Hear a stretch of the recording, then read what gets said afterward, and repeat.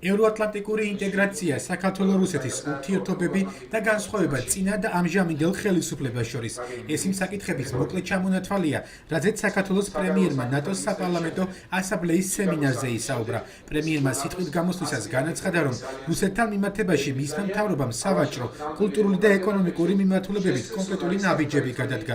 თუმცა კონფლიქტის შესახებ მოლაპარაკებები საწარმოებლად კვლავ რჩება ჟენევის ფორმატი. პრემიერმა სიტყვით გამოსვლისას ნატოს უალტერნატიო ობაზეც ისაუბრა და აღნიშნა, რომ საქართველო უახლოეს მომავალში ნატოს წევრი გახდება. თბილისსა და მოსკოვს შორის დაწყებულმა დიალოგმა არ უნდა შექმნას შთაბეჭდილება, რომ საქართველო დამოუკიდებლად აგვარებს რუსეთთან ურთიერთობას და აღარ საჭიროებს პარტნიორების მხარდაჭერას. გვჯერა, რომ საქართველოს ევროპული და ევროატლანტიკური ინტეგრაცია მისცემს ჩვენს ქვეყანას გაცილებით დიდ შესაძლებლობებს ააშენოს დემოკრატიული ინსტიტუტები, უზრუნველყოს თავისუფლება და უსაფრთხოება, ასევე მისცემს მას საშუალებას დაიმკვიდროს საკუთარი ადგილი ევროპულ ოჯახში. ეს სასარგებლო იქნება არა მხოლოდ საქართველოსათვის, არამედ მთელი რეგიონისათვის. ამ პროცესში ჩვენ განვაგრძობთ არსებული მექანიზმების ნატოს საქართველოს კომისიისა და წლიური ეროვნული პროგრამის სრულ და ეფექტიან გამოყენებას. ნატოს საქართველოს ურთიერთობები ბოლო პერიოდში საკმაოდ დინამიკური და შინაარსობრივად დატვირთულია. საქართველო-რუსეთის ურთიერთობებით უცხოეთის დელეგაციის წარმომადგენლებიც დაინტერესდნენ. ლატვიის დელეგაციამ პრემიერს რუსეთთან მიმართებაში ყოფილი და ახალი ხელისუფლების მიდგომების შესახებ კითხა. საფრანგეთის დელეგაციის წევრი კი დაინტერესდა, ხომ არა აქვს მთავრობას რუსეთთან ურთიერთობის მოგვარების მაგიური რეცეპტი. ის პოზიცია, რაც წინა ხელისუფლებამ და ნაციონალურმა მოძრაობამ მათი ლიდერის სააკაშვილის მეთაურობით აირჩიეს რუსეთთან დაკავშირებით კიდევ გაცილებით უფრო ადრე, ვიდრე 2008 წლის უბედურებას მივიღებდით, არ იყო პროდუქტიული, მთლიანად კონტრპროდუქტიული გამოდგა და დღესაც იქვე რჩებიან და იგივე პოზიციას იზიარებენ. დიდი იმედი მაქვს, რომ ჩვენ ნაბიჯ-ნაბიჯ დავალაგებთ რუსეთთან ურთიერთობებს და გამოვასწორებთ იმ უხაშ შეცდომებს, რასაც ახორციელებდა წინა ხელისუფლება. ძირითადი რეცეპტი, ჩემი აზრით, გახლავთ ის, რომ ჩვენ უნდა მოვახერხოთ და ჩვენი ქვეყანა გავხადოთ საინტერესო. სემინარზე შეკითხვა ყოფილ და ახალ ხელისუფლებას შორის განსხვავებებზეც დაისვა. პრემიერის თქმით, წინა ხელისუფლების წარმომადგენლები მხოლოდ განცხადებებით შემოიფარგლებოდნენ, რომელთაც ქმედებით ვერ ამყარებდნენ. პრემიერმა პოლონეთის დელეგაციის კითხვასაც უპასუხა, რომელიც ოპოზიციის წარმომადგენლების დაკითხვაზე დაბარებას შეეხებოდა. პოლიტიკურად მე ვთვლი და ვეთანხმები ნებისმიერ გამონათქვამს, რომ ეს არ არის სასარგებლო პროცესი ქვეყნისათვის და ქვეყნის განვითარებისათვის, მაგრამ არსებობს ასპექტი სამართლებრივი და ამ ცნებას ერთმანეთში ნუაურებთ. კოჰაბიტაცია და სამართლიანობის აღდგენა, ეს ორივეს ძალიან დიდი მნიშვნელობა აქვს და ორივე უნდა განვითარდეს სწორი მიმართულებით. ნატოს სემინარზე პრემიერი საპარლამენტო უმცირესობის ერთ-ერთმა ლიდერმა მისი გამონათქვამების გამო გააკრიტიკა.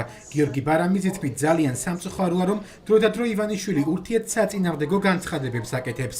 რამდენად გამართლებულად მიგაჩნიათ თქვენ და რამდენად სწორია, რომ საქართველოს პრემიერ-მინისტრი ადანაშაულებს საკუთარ ქვეყანას ტერორიზმის ხარდაჭერაში და რამდენად მიგაჩნიათ თქვენ, რომ ეს იქნება გამოყენებული რუსეთის ფედერაციის, როგორც ოკუპანტის და აგრესორი ქვეყნის მიერ საქართველოს ინტერესების წინააღმდეგ და რამდენად მიესალმება ამას ნატო და ეს შეუწყობს ხელს საქართველოს ნატოში ინტეგრაციას, როცა თქვენ საკუთარ ქვეყანას არა აქვს მნიშვნელობა, რომელი მთავრობა როდის იყო, ადანაშაულებთ ტერორიზმის ხელშეწყობაში და ტერორისტების დახმარებაში. პირდაპირ აქცენტი მე არც ჩემს განცხადებაში არ გამიკეთებია, რომ წინა ხელისუფლება ტერორისტებთან თანამშრომლობდა და აქტიურობდა. მე გამოვთქვი ჩემი ეჭვი.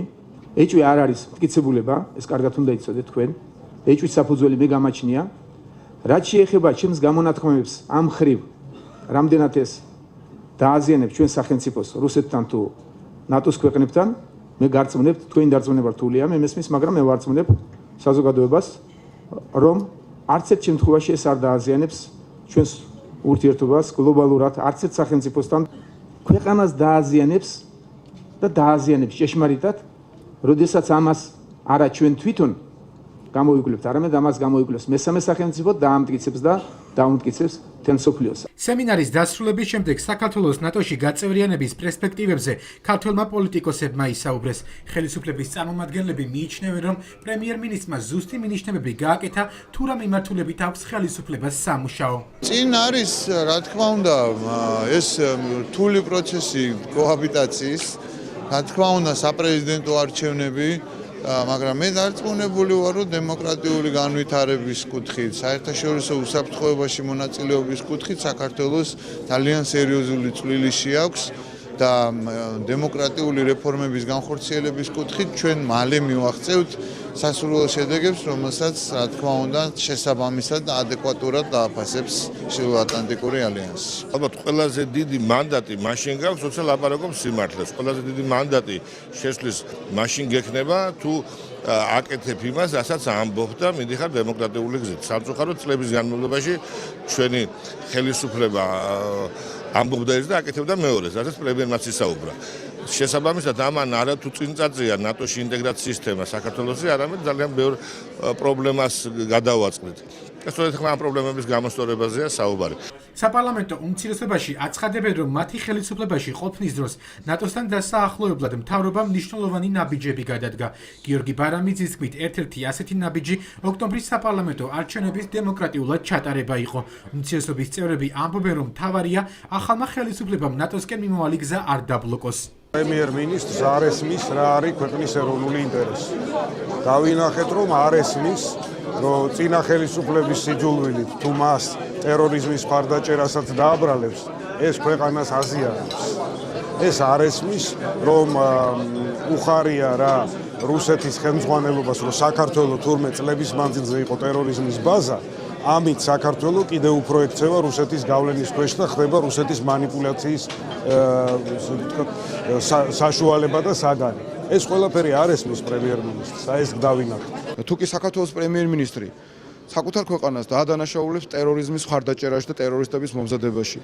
თუკი საქართველოს პრემიერ-მინისტრი საკუთარ ქვეყანას დაადანაშაულებს ომის დაწყებაში, უნებრივია საკითხი სხვანაირად დადგება, საქართველოს ნატოში კი ვერ გაწევრიანდება, ავღანეთის და სომალის რიგებში ჩადგება და ამ სიაში იქნება, რომელი ქვეყანა წარმოადგენს საფრთხეს. ნატოს საპარლამენტო ასამბლეის როუზ-როსის 93-მე სემინარი საქართველოში 3 დღეს გაგრძელდება. სემინარის მიმდინარეობისას ქვეყნის ევროატლანტიკური ინტეგრაციისა და შიდა გამოწვევების საკითხები იქნება განხილული.